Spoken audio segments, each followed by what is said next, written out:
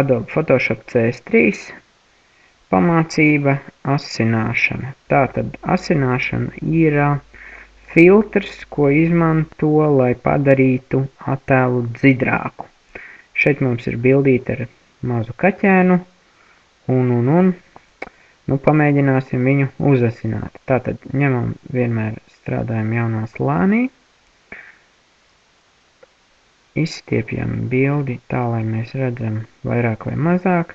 Ar asināšanu ir atkal tas likums, ka mēs strādājam vai nu 100%,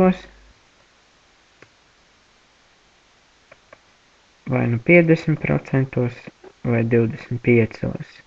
Ja mēs asinam kaut kur uz 33 vai uz 66, tad īsti mēs neredzam to visu, ko mēs darām. Tāpēc pārsvarā fotogrāfi asina uz 50%.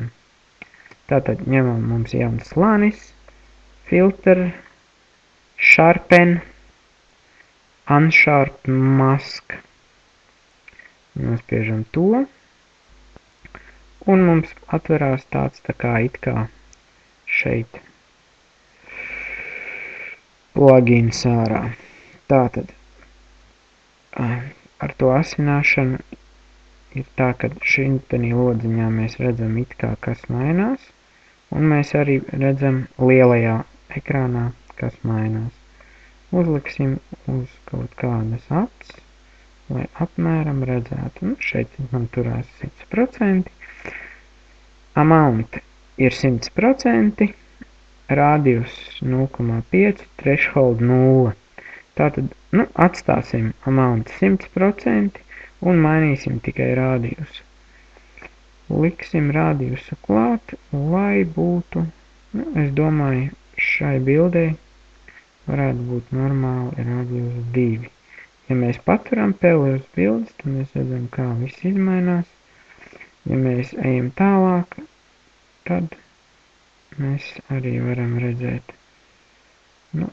Es ieteiktu vairāk parasti pilnu rezolūcijas bildēm, vairāk pa 2 nekur neliekam. Spiežam OK. Tā, šis te līmenis ir uzasināts. Tagad paskatāmies, šitais ir pēc asināšanas. Tā bija pirms. Es nezinu, vai YouTube klipiņā kaut ko var redzēt, bet, viennozīmīgi matiņi ir palikuši daudz dzidrāki.